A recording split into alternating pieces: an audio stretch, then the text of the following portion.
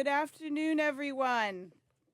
Thank you for joining us today. My name is Mira Zoshi. I'm New York City's Deputy Mayor for Operations.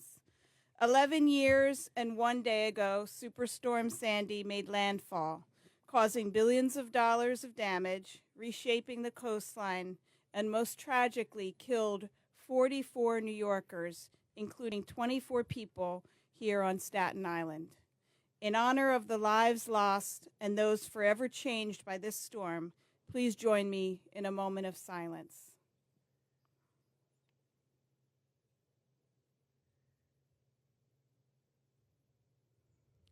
While Sandy was a coastal storm, our city's also been hit by a different, unpredictable kind of storm. Heavy, concentrated, more frequent rainfall like Ida and Ophelia, bringing record amounts of rainfall. Today, we're here to highlight continuation of a project that addresses stormwater and protects against flooding in the most beautiful way. Life-saving drainage and absorption that takes the form of natural green space, ponds, grass, trees, like what you see on either side of you, wildlife, as well as pathways for wandering. To celebrate this milestone, I'm excited to introduce our Mayor, Eric Adams. Thank you so much, Deputy Mayor. And this is really beautiful, actually. And were the ducks here before? Yes, they flew right over us. Okay. Oh, geese, that's what it is. So really excited to be out here once again on Staten Island. I told my team, the state senator and I, we always talk about it, but I told the team clearly that Staten Island is not the forgotten borough. Under this administration, we are out here repeatedly. I think even from day one, Vito was here back in January when I first became the mayor. During the snowstorm, we were out here, and we just constantly come out because this borough is extremely significant to this administration, and we're going to continue to do so and continue to make sure that it is not forgotten in any way. And as the Deputy Mayor stated, 11 years ago, 44 New Yorkers, and 24 of them, more than half, were from Staten Island. The storm struck us hard. Superstorm Sandy was so impactful that it left an everlasting impact on us, and it reminded us how we have to be prepared for the future. And I think that's what Commissioner Aguilar has been clear on, and he has been focused, laser focused on how we do things that are not only long-term. There's no consolation to talk about what we're going to do long-term, but his plan has been a short-term, mid-term, long-term, and we're seeing some results of what Ritt and his entire team, what they have been doing. The storm was a major tragedy and a warning to us all how real climate change is. Warmer temperatures are driving extreme weather and making storms more frequent and much more stronger. We saw in the past month, Ophelia dropped intense rainfall across our city, and we're doing all we can to protect New Yorkers, and we understand the obligation that we have of making sure that not only do we pick up from what the previous administrations, Mayor Bloomberg and de Blasio, what they have done, but we have to add on that and come up with new ideas as we deal with this threat.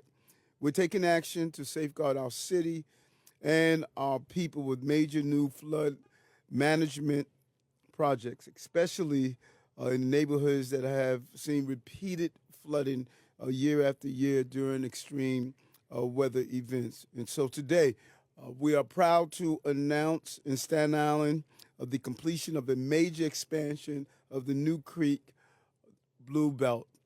This concept, was speaking with the Commissioner Aguilar when we were out in East New York, and this is really one of the creative ways we want to deal with heavy rainfall and intense weather patterns.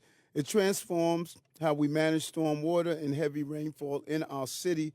Bluebelts have proven to be a natural, reliable, and cost-effective way to reduce urban flooding.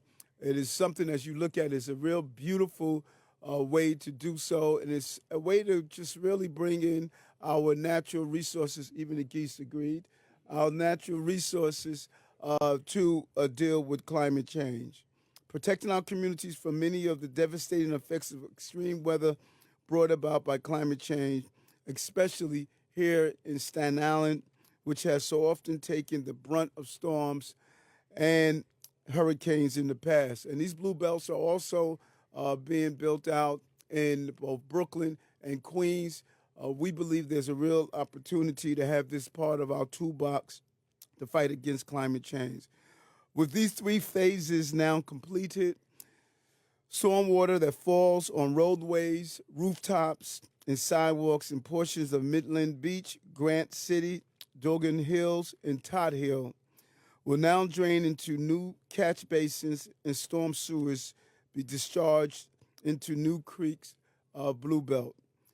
From there, it will slowly make its way to lower New York Bay while being naturally filtered along the way.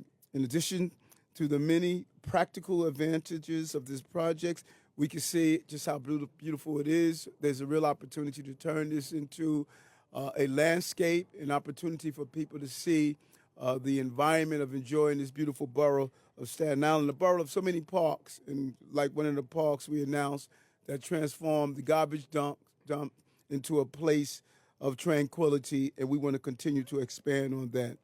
Blue belts are a key part of the city's action plans to address inland flooding. The Department of Environmental Protection's new Bureau of Coastal Resiliency will complement this work by focusing on coastal flooding as part of a comprehensive strategy to protect New Yorkers from the effects of extreme weather going forward. And I made it clear when I took office that this is not going to be a borough that has been forgotten, and this is a promise I made and a promise I'm keeping. When you look at the Staten Island Action Plan and the opening of the North Park section of Fresh Kills Park, you can see that we have kept the promise, and it is only the beginning as we continue to look towards Staten Island to address some of the long-standing issues that this borough of working-class people had to deal with so many years. So congratulations to the entire team that we're here, a combination of our BP, state senator, our assembly person, our council persons, and those who are no longer in public life. Diane Savino, I keep saying, is playing a major role in our administration as a former state senator to speak on behalf of the needs of Staten Island. I know our Congresswoman is not here, but we want to also thank her for her role in this. Great job. Thank you. And as the mayor has highlighted, this is the work of many over many years, so I want to give some thanks. First, as you mentioned, our Congresswoman Nicole Malliotakis is not here, but her support has been undying. To Borough President Vito Fasella and also former Borough President Jimmy Otto, who started and carried and have continued to advocate to bring us to today. State Senator Jessica Scarcella Spanton, Assembly Member Sam Pirazzolo, Assembly Member Michael Tanusis, and Council Member David Carr. So thank you very much. Also, a huge thanks to the many city agencies and city employees. This much beauty comes with a lot of coordination, so thank you for your leadership and your day-to-day work. DEP, Department of Design and Construction, DOT, and Parks. It took all of them to get across the finish line. This project was also funded partially, $16 million, by our federal partners, HUD and the Department of Agriculture, so thank you to them too. But it also demonstrates why it's important for us to continue to focus on getting every federal dollar in New York City. To date, we've secured over $1 billion in federal funding, and much of this has gone to resiliency and energy projects, and we have over $1.5 billion in pending applications, so make noise in DC on our behalf. We're also laser focused on protecting New Yorkers across the city, both now and for generations to come. Our forefathers who built our city of concrete and asphalt could never have imagined interventions such as a blue belt would be called infrastructure. but our children will come to know and accept and expect a New York City built on a solid green infrastructure foundation. With more and more heavy rain and destructive flooding, we must and are building protection and absorption well beyond our current system. In this administration alone, we've launched innovative cloudburst projects where we turn recreation spaces like playgrounds and basketball courts into emergency holding tanks during downpours. We've installed dozens of miles of new sewers. We added and designed acres of bluebelts like the one you are celebrating today. This addition makes a total of 545 acres of bluebelts across the city. That's equivalent to 412 football fields. And they collectively manage 443 million gallons of water a year. That's equivalent to 105 Olympic-sized swimming pools. We've built thousands of rain gardens and infiltration basins, small green spaces and depressions in sidewalks that transform into mighty water absorbers during times of heavy rain. 13,000 in total, 1,400 under this administration, 3,000 in the pipeline, and they together annually absorb roughly the equivalent of 125 Olympic-sized swimming pools. And we've also poured tens of thousands of feet of porous pavement to allow our roads to turn into sponges during road fall. This is all critical work. It's memorialized in our 10-year capital plan, and it's work we need to do without any administrative or process delays. The storms are only getting stronger. That's why we're going to Albany this year. So thank you for all our state electeds standing behind us to advocate for the construction tools that we need to speed up contracting, design, and construction so we can get these projects done quickly. That's our capital reform agenda. And with that, I'd like to turn it over to our Chief Climate Officer. And I'd also like to introduce, for those who haven't already met him, Elijah Hutchinson, our head of our Office of Environmental Justice, who's also been integral to this project and so many more. But I'd like to turn it over to Rit Agarwal, our Chief Climate Officer and Commissioner of Department of Environmental Protection. Thank you, Deputy Mayor, and also we should acknowledge the fact that Congresswoman Malliotakis has arrived. It's great to see you. Thank you for being here and for all of your support, as the Mayor and Deputy Mayor already pointed out. So for a guy like me focused on climate change and the environment, the fact that the Mayor and the Deputy Mayor have basically used up all of my talking points is really good news. The unfortunate reality is that all of us in leadership roles, and I'm sure this is true for all of the electeds here as well, we have no choice but to talk about climate change and resilience over and over and over again. It's the reality of what we live in right now. It's the reality of the work that faces us all, both here in New York and around the world. So I appreciate that. I will add just one or two small things that I'm particularly proud of with this and point out, not only is this one example of the Bluebelt network that the Deputy Mayor talked about, but it's going to continue further on. Because as we do the work, and in fact, just as recently as I think it was Thursday, the Deputy Mayor and I were talking to Congresswoman Malliotakis to ensure that with the Army Corps, we move forward on the South Shore Seawall project that is so important and is such an important collaboration between New York City DEP and the Army Corps of Engineers, because it's not only going to keep the ocean at bay from future inundations like we suffered during Hurricane Sandy, but it will also help fulfill and complete this network of bluebelts that will protect all of the Mid-Island here from massive rainstorms. I'd also like to point out that bluebelts, to me, are a fantastic example of how we need gray infrastructure and green infrastructure to work together. Because not only has this project included the reconstruction of these beautiful green areas, and I'd like to thank our grounds team that's behind us that does all the maintenance of the Staten Island bluebelts. And they do a wonderful job ensuring that not only do they look great and add value to the neighborhoods, but they also function the way they're supposed to. But in addition to this wonderful natural green visible environment, these are also made useful by this project alone installed more than 2 miles of storm sewers in these surrounding neighborhoods feeding into this bluebelt. And so this natural area, this waterway here, that's New Creek, is actually functioning as an extension of that storm sewer network. So it's a marriage of gray technology and green technology. And I will close by pointing out that this is a fantastic Staten Island invention that is going on now all over the world. We go to places, my agency has a partnership with the city of Copenhagen. You go there, they are world known for their stormwater management strategy. I went there last year, I got the tour, I looked around, they explained to me, we're taking this pond, we're gonna connect storm sewers to it, and I'm like, this is a Bluebelt. We've had these on Staten Island since the 90s.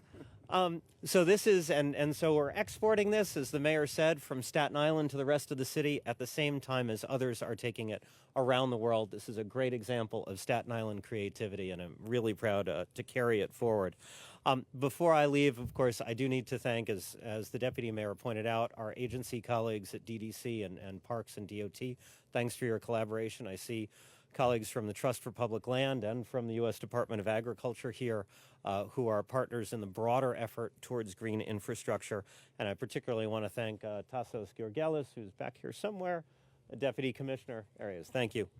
The Deputy Commissioner of our Bureau of Water and Sewer Operations. So thank you all. So as Staten Island leads the way in Bluebelt, so does the borough president. So next we'll hear from Staten Island Borough President Fasella, whose advocacy leads us to today. Thank you. Thank you very much, Deputy Commissioner. And if, in fact, these were football fields, the New York Giants would figure out a way to lose in every one of them. First off, I want to thank the mayor for once again coming out. And he brought me back to his first visit when he became mayor was at Pier 60. And since then, he has been available, accessible, and been a great partner to try to figure out how we can make, of course, New York City better, but thanks for helping us make Staten Island better. Appreciate that, Mayor. And this is, again, not to repeat what has been said, it would not have happened but for the people behind us, people to our side, because they have grabbed this and ran with it, and they've given us what we have today. Just a couple weeks ago, as the mayor mentioned, we opened up North Park. It was a garbage dump that becomes a park. This was an area that after Sandy was literally hell on earth. It was destroyed. We not only lost life, but property and damage that occurred was just unbelievable. And here we are in sort of a restoration of sorts that is a win-win for all the people, not just who live here, but across Staten Island, and can be done in almost half the cost of what it would do to build a normal sewer. So on so many levels, this has been great. I grew up in South Beach. My family moved there about 80 years ago, and growing up, I knew what it was like when the rains came and the floods came, and it was not pretty. And to know that we are making significant progress to allow these homeowners and residents peace of mind when the storms come, that they don't have to run to the basement or bail themselves out. It's been great, and they don't have to worry about the damage that's done to their homes. So on so many levels, this is a great day, and let's hope that our partnership can continue. This is the way government should work, working together across all agencies, city, state, and federal level. Let's do the work of the people. So, Mayor, thanks for bringing us out. Appreciate it. Thank you. And we also couldn't get here today without advocates who tirelessly lift up the issues that are important to all New Yorkers. And so next we'll hear from Patrick McLean, Policy Director for the New York League of Conservation Voters. Thank you. My name is Patrick McClellan. I'm the Policy Director at the New York League of Conservation Voters. 11 years ago, Hurricane Sandy devastated New York City and had the greatest impact on Staten Island. And unfortunately, we know that it's a question of if, not when, that the city gets another Sandy or, God forbid, an even worse storm. Since then, we've also learned that climate change, the way it's impacting our local subclimate in the New York area, is that we're getting more rainy weather. And when it does rain, there's a higher risk of really extreme rainfall, as we've seen over the last month. I don't know about you, but I'm sick of having my weekends rained out and bailing out my basement. And projects like this, blue belts, green belts, green infrastructure are a cost-effective way to address that flooding risk and that extreme rainfall risk. More cost-efficient than some of the kind of mega gray infrastructure resiliency projects that have been talked about. And this also protects local habitats, protects local ecosystems, in many cases restores them that had previously been harmed by being paved over, by development. So it's really a win-win-win for the environment to have green infrastructure projects like this. And when you look at all that we need to do to prepare New York City for climate change, it can feel like an exhausting list that's never ending. But I think that Mayor Adams and his team and all the elected officials, the city and state and federal government who are helping to make this happen deserve a lot of credit for going down that list and just checking one off one after another, getting stuff done, and really never tiring of tackling the projects that we need to tackle to make sure that the next time a storm like Sandy does come, and it will, that we're ready for it. So thank you very much. Thank you.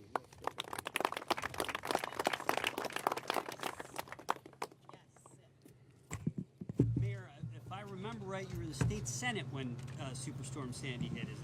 That's right? I'm just wondering what sticks in your mind about that day, and whether it occurred to you at all then that more than a decade later we'd not only be worried about future hurricanes, but as some of the folks up here have indicated, about every rainstorm. That day, I went over to, I believe it was Maimonides Hospital, and they had a command center set up, and I took a ride out to Coney Island in the midst of it, and going down Ocean Parkway, the level of water that you couldn't drive any further. It was really a moment that, hey, this stuff is real. The Coney Island, the ocean met the bay, and when I got out there the next day, the devastation was just unbelievable. You looked at Howard Beach, Coney Island, all of our coastal areas as I drove around the borough, and then when you stood next to the watermarks and realizing that, you know, we were talking 5-6 feet that the water came, it was real, it was surreal. And that was a real eye-opener for me, and it just helped as I was in the state senate. The Congresswoman and I were colleagues at that time up in Albany, and it just continued after that. But it was a real eye-opener. And please get a picture of that deer. Is that a deer or a moose? Like, what do you call it? 10-point, they're easy. Yeah, look how he paused and says, "Is that the mayor? Is that Mayor Adams?" Wow. I think He has a de Blasio vasectomy. he's got the earrings, yeah. I think he said his the mayor have a gun. No gun, no crossbow. Yes. I'm good. Yes, but that was a surreal moment when I saw water like that. Wow, it's amazing. Commissioner Agarwal touched on this a bit, but the larger seawall project, what is your administration doing to expedite that project and ensure you're working effectively with the federal government? Commissioner? So the South Shore project is of critical importance to us. It is something where we have a leadership phone call that convenes every 3 weeks. I talk to the commander of the Army Corps' New York district, senior people, including often the commissioner from the State Department of Environmental Conservation. We have a number of agencies that are also involved in the National Park Service and others. So we manage that project very much. We are right now nearing, we hope, the phase where it can enter into contracting. That's something that we're expecting kind of over the next several weeks or a couple of months. That's where Congresswoman Malliotakis has been tremendously helpful in making sure that in Washington the Army Corps is focused on it. It's a project management task.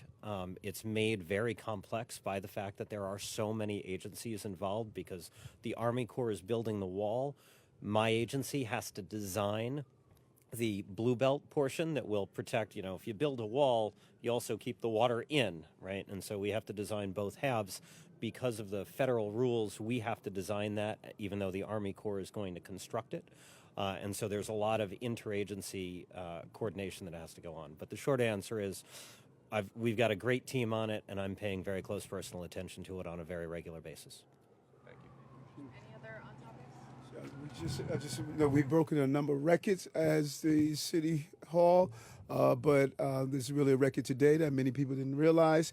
We got 2 New York Mets hats here. Good job.